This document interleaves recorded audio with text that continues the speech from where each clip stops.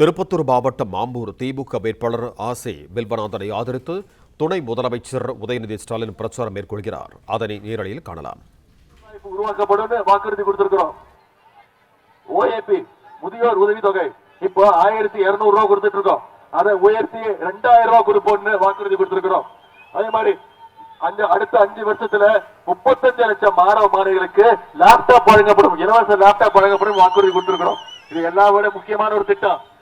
அடுத்த 5 ஆண்டுகள்ல 10 லட்சம் கலைஞர் கனவு இல்லம் கட்டப்பட்டு வீடற்றவருக்கு 10 லட்சம் பேருக்கு வீடு கொடுக்கப்படும் வாக்குறுதி கொடுத்திருக்கிறோம். இன்னொரு முக்கியமான திட்டம் உங்களுக்கு தெரியும், மகளிருக்கான திட்டம் தலைவர் அறிவிச்சிருக்காங்க. அதுதான் இல்லத்தரசி டோக்கன் திட்டம்.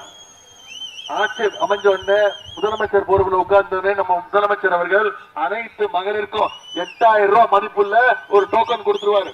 அந்த டோக்கன் வச்சு நீ உங்க வீட்டுக்கு தேவையான எலக்ட்ரானிக் சாமான், மின் சாதனம், எந்த பொருளாக இருந்தாலும் நீங்களே செலக்ட் பண்ணி வாங்கிக்கலாம். சாய்ஸ் இஸ் யோர்ஸ் முதலமைச்சர் சொல்லிட்டார், தலைவர் சொல்லிட்டார். இதெல்லாம் பண்ணதுனாலதான் இன்னைக்கு இவ்வளவு திட்டங்களை செயல்படுத்துறோமே. யோசிச்சு பாருங்க, ஒன்றிய பாஜக அரசு தமிழ்நாட்டுக்கு ஏதாவது ஒரு திட்டத்தை தராங்களா? நாம கேட்கிற நிதியை கொடுக்கறாங்களா? நமக்கு வர வேண்டிய நிதி பகிர்வு கொடுக்கறது இல்ல. கல்வி நிதி மறுக்கப்படுது, மொழி உரிமை மறுக்கப்படுது. இதெல்லாம் இன்னைக்கு அதோட தலைவர் திருப்பத்தூர் சொல்றாரு, வர்ற சட்டமன்ற தேர்தல் டெல்லி அணி வர்சஸ் தமிழ்நாடு. இதுதான் இந்த சட்டமன்ற தேர்தல். நான் ஏன் டெல்லி அணின்னு சொல்றேன்? டெல்லி அணியில யார் யார் இருக்கா? திரு மோடி, அமித்ஷா, அவங்களுடைய அடிமை கூட்டம் திரு எடப்பாடி பழனிசாமி அவர்கள். நாம இத்தனை திட்டங்களை பண்ணதுனால இன்னைக்கு தமிழ்நாடு மிகப்பெரிய வளர்ச்சி அடைஞ்சு இன்னைக்கு இந்தியாவிலேயே நம்பர் 1 ஸ்டேட் நம்முடைய தமிழ்நாடு. 11.19% வளர்ச்சி வரை இன்னைக்கு இந்தியாவில் நம்பர் 1 ஸ்டேட் நம்முடைய தமிழ்நாடு.